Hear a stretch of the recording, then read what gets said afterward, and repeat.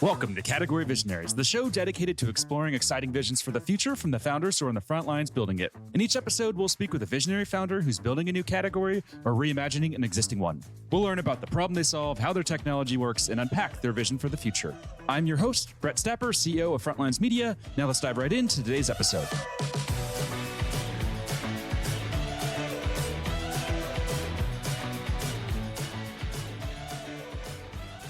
Hey everyone, and thanks for listening. Today I'm speaking with Matt Giffune, co-founder and CEO of Occupier, a lease management platform that's raised $16 million in funding. Matt, thanks for chatting with me today. Thanks, Brett. Appreciate you having me on. Yeah, no problem. So before we begin talking about what you're building, let's start with a quick summary of who you are and a bit more about your background. Sure. Yeah. So Matt Giffune, I'm co-founder of Occupier. I live in Boston, Massachusetts, where about a third of our company has an office. And then we also have offices in New York and Austin, Texas. My background, I grew up in upstate New York. I went to a small college in Maine. And then after that, I got directly into the commercial real estate space as a broker.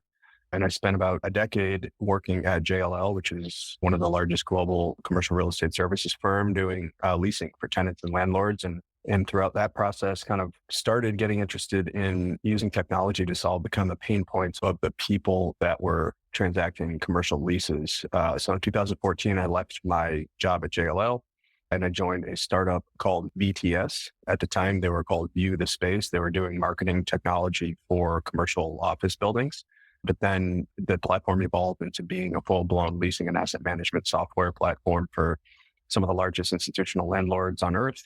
And so I rode the wave of VTS growing from our Series A funding all the way through, now their unicorn valuation. But in 2018, along with a couple of colleagues from VTS, we started Occupier, which is a lease management software platform for tenants. We help corporate occupiers, retail occupiers, restaurant groups, franchises, you name it. Anybody that occupies leased space uses our software to manage the entire life cycle of their leases through transaction management, lease administration, and staying in compliance with lease accounting regulations. Very interesting. And we're going to dive deeper into Occupier here soon, but two questions we'd like to ask just to better understand what makes you tick as a founder and entrepreneur. What CEO do you admire the most, and what do you admire about them? I'll be honest, I don't really have too many just corporate CEOs or entrepreneurial idols that I follow. I think that people can get really caught up trying to emulate certain things about certain people. I think what makes great leaders great is their ability to use, their own tools and their own personality to inspire others. So I'm going to say Phil Jackson, because I thought he created probably the most, high performing team, ever. Obviously he had Michael Jordan on his teams and Scottie Pippen and in the cast of players, but to be able to motivate people to that level of greatness, I think is something that is pretty admirable. Nice. Yeah, that's a great call out. And what about books? Is there a specific book that's had a major impact on you as a founder? And this can be a typical business book or just a personal book that's influenced how you view the world. Yeah, I kind of the same theme of the first question. I don't read a ton of business books. Obviously, day in, day out, you're reading a ton of stuff to help you optimize your business. But I am kind of a history buff, and I love to read biographies of really interesting people. So I think the one that always kind of I go back to is I read John McCullough's biography of John Adams. And, the guy just accomplished so much in a time period where literally he was riding a horse from Boston to Philadelphia in the middle of the winter to, figure out how to create a country and, sailing across the Atlantic in a wooden ship and stuff like that. So I love reading stuff about that because it just brings into perspective how easy our lives can be these days, even though we feel like everything is such a challenge. How long is that one? Because I'm also interested in these types of historical books, but they tend to be so long sometimes. Yeah, you usually have to have your page turner by the bedside because it's not, yeah, they could take a while to get through. It's those types of books are 600 pages long. So you really need to kind of devote yourself, to long periods of big chunks of reading or you'll never finish them. Yeah, makes sense. Nice. Very cool. All right. Well, let's change gears now. And I know you touched on Occupier a bit, but let's dive deeper. Can you just walk us through that origin story and the early days of the company? Yeah. I mean, the origin really goes back to just being in the seat of a broker in commercial real estate, just because that's where you learn the ins and outs of the business, what works, what doesn't. And as somebody who is always kind of thinking about better ways to do things, I wasn't that impressed with the level of technology that this massive asset class of an industry used while I worked there. Big corporates have, very rigid ways that they look at technology, at least back, a decade ago they did. I think they've all evolved a little bit at this point. But as I was saying earlier, I left to go work at a startup because I saw the promise of how like easy to implement, lightweight, like cloud and mobile technology could help the job that I used to do. So I made a personal bet to, give up a pretty good career as a broker to go work at a startup. And it was during my time working at BTS that my eyes just kind of opened up to like how much run room there was for innovation in commercial real estate. And what BTS did specifically was created software so that owners of office buildings and office portfolios could have like one command center view of all of the tenants in their portfolio, every space down to the square foot, how much those tenants were paying, which ones were likely to renew in their buildings, essentially giving the owners of these companies a command center view over how well their portfolios are doing so they could act strategically on data and make really good decisions, much less just like work smoother using one central piece of technology. So we were selling this software to building owners, but it was during my time at BTS that,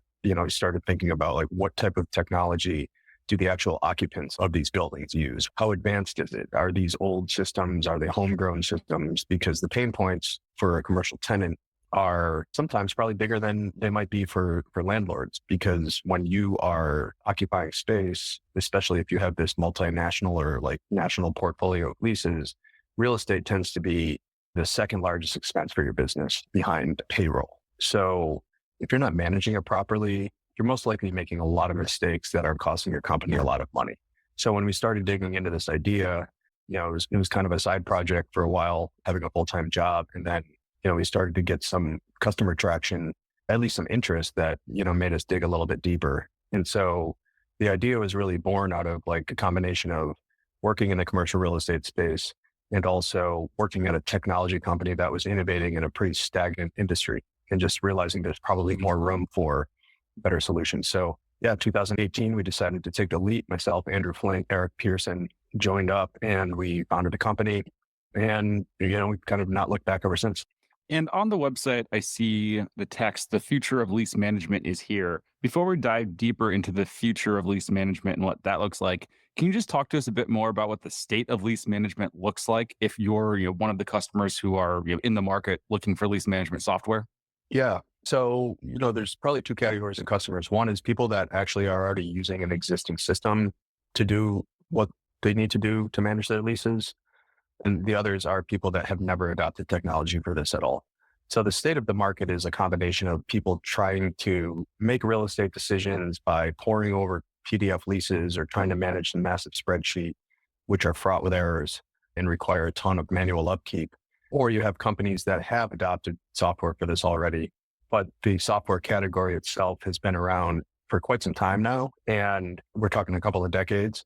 And the tools that are in market right now just aren't fit for the way that like modern business gets done. So we're talking about software that's been developed for a lot of them, probably initially on premise, moved to the cloud. Their user interface is clunky. It's tough for them to, really keep up and rapidly iterate on the product such that the customer's needs are met. And each customer obviously has different needs, but generally speaking, commercial leases are relatively standard. I wouldn't say they're at all standard in terms of, documentation, but the data that you're managing out of these are things like, rent schedules, dates, contact information, legal clauses.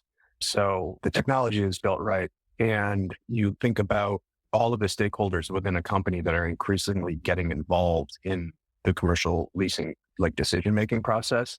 You can envision a world where all of those people are working out of one system. So I think the biggest differentiator for us in the competitive landscape is our product serves multiple stakeholder groups within the business, not just the accountant or finance person who needs to close the books, not just the head of real estate that needs to sign the leases, but everybody else throughout the organization that needs access to the information. And is there a certain number of leases where a company needs to start looking for lease management software? Like, for example, just looking through the site, I see, Bluestone Coffee. That makes sense. I can imagine they have a lot of different leases that they have to manage. But what about, a company like HubSpot? I don't imagine them having like hundreds of leases to manage. So what is that number? Is there a sweet spot where you see this needs to be something that they have? Yeah, you'd be surprised at how many offices some of these companies have, to be honest, because the way that the world has shifted recently is there's the idea of flex work and remote work. So a lot of tech companies use HubSpot as an example, might set up beachhead offices in cities around the world in a WeWork or an Industrious or something like that. So that is actually a lease that they have to account for. And they might have several of those. But yes, to the question, how many leases does it really start to become painful to manage? It could be as few as, 5 leases. And what's really driving adoption in this category is the recent changes of the lease accounting rules. So whether you have like a couple of leases, if you're subject to GAAP accounting, you need to follow this very strict, almost Byzantine code on how you account for your leases on your balance sheet. So, a mom and pop like restaurant operator that has 5 locations in Nashville, still has to generate the right reports to pass their audit. So that is putting downward pressure on the number of leases that you might need. But in general, once the company has a full-time person that's responsible for this, that's typically when they start looking at adopting software. Got it. That makes a lot of sense. And are there any numbers you can share just to demonstrate the growth, traction, and adoption that you're seeing today? Yeah, I mean, we've got, I think in the last, call it 3 years of actively selling the software, we're upwards of 300 customers. So that's 300 businesses that use our software. We're talking about tens of thousands of leases in our system, thousands of deals being created. And, from a revenue standpoint, we've raised our Series A financing back in about a year ago. So, we're at that scaling point, Series A profile type of numbers. And yeah, we're growing quarter over quarter by 100% pretty consistently. And take us back to those early days on your journey to find product market fit. What was that like? What were some of those challenges that you encountered? And then when you did find product market fit, what did that feel like? And what was that like? Yeah. So, I mean, before we even had a product, it was all about talking to customers. So the more people you talk to, the more you learn.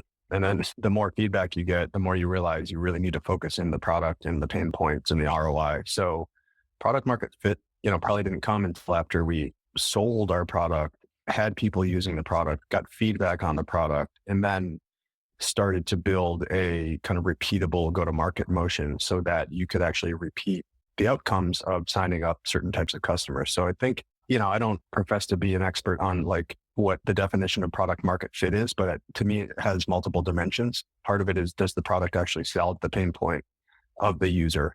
And then one is, how widespread is this problem? And is there a big enough market for it to fit into? So from a product standpoint, we had a narrow aperture on what the product did, because what you'll learn when you start talking to customers is that they all ask you for different bells and whistles. If you keep trying to, go down every path of product feedback that you get, you're going to build a product that's a mile wide, but only an inch deep. And that is just a recipe for, customers churning. So we decided to focus on a very specific ideal customer profile, learn from them, then build our go-to-market motion around that customer profile. So just, building some simple funnel math. How many customers do we need to get to a certain revenue run rate? And then how does that factor into how many sales emails we need to send? How many customers do we need to talk to? How many deals do we need to get in the pipeline? So for the first, I'd call it like 2 years of the company, that's like what we're building that engine so that, when we went out to raise our seed round, we had really strong product market fit. And it was a much easier story to tell. Interesting. Makes a lot of sense. And I also see on the website, you guys are honestly just dominating the G2 grid for lease administration and winning a lot of awards there, getting a lot of recognition there. So how do you think about your market category? Is this a lease administration play, or is it lease management, or is this a totally new category that you're going to eventually try to create, or are you in the middle of creating a new category as we speak? I think we're like evolving a category that already exists. Like lease administration software has been around like forever, since probably the 90s when software was actually starting to be used by businesses. A lot of that software still looks like it was built in the 1990s, and it only services, like I mentioned earlier, like a certain persona in like the decision-making tree. So what we see is the opportunity to create a better product that exists today, but also have a centralized place for the business to have like a backbone for its second largest expense, which is real estate. So, you'd probably be surprised, but people in the sales organization, the marketing team, the IT team, the C-suite, they all need access to some sort of real estate data at any given time, in their workflow. And an example would be if I'm a restaurant chain and, I'm the chief business officer that's responsible for these restaurants making money, my leases are all based on percentage rents. So I need to know how much sales is being generated per location. That might be a key indicator from my side of the business. So there are people within every organization that need access to this information. And so if you literally drew out the whole process of the life cycle of a lease, you could see where all of these stakeholders are being pulled in to this process. And it's a renewable cycle. Leases renew, they expire, they move, they relocate, they grow, they downsize, et cetera. So there's so many stakeholders that touch this information, and they're not just internal stakeholders, they're external stakeholders as well. So brokers, construction managers, architects, attorneys, accountants, CPAs, anybody that is like treating something in this process, they should all be working out of a central place. So our vision is to kind of build on what exists today in the lease administration, lease accounting market, but tie it into like one workflow tool that generates all the necessary data and user interactions that a company would need to essentially be the backbone of their real estate operations. And as you mentioned there, this is an established market, and I'm sure it's a crowded market, but you guys are dominating it and growing very fast. So what do you attribute to that success? What have you done right to rise above all of that noise? I think it's just the focus of our team. We're roughly 45 people at our company right now. So we don't have the luxury to embark on interesting side projects or, like I mentioned earlier, go too wide with the surface area of our platform. So it's a huge market. There's, millions of companies on earth, right? And eventually all of them are going to need something like this. So our view on it is if we could be really focused on the product that we build, the value that we bring to our users, and the message that we send when we go into the market to talk to them, we will be successful, whether there's competitors in the market or not.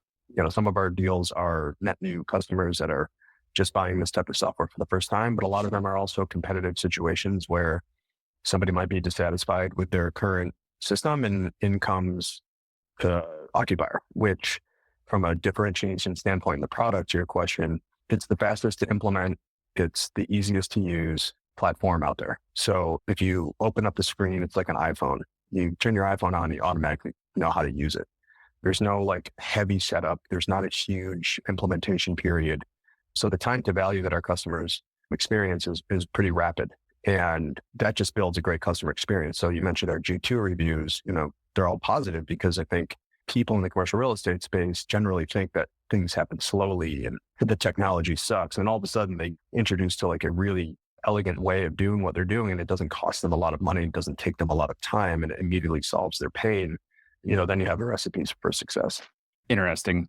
And as I'm sure you've experienced, bringing innovative tech to market isn't always easy, and there can be some challenges along the way. So if we had to just choose one challenge that you experienced and then overcame, what would that challenge be and how'd you overcome it?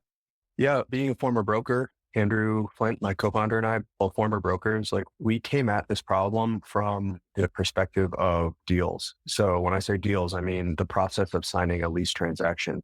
It's a super clunky process. It involves a lot of stakeholders, middlemen on both the tenant and landlord side, a lot of stakeholders who are moving through a really paper-driven process. So our initial vision was, let's digitize that, which we did. And we still have a long runway of improvements we could make on that product.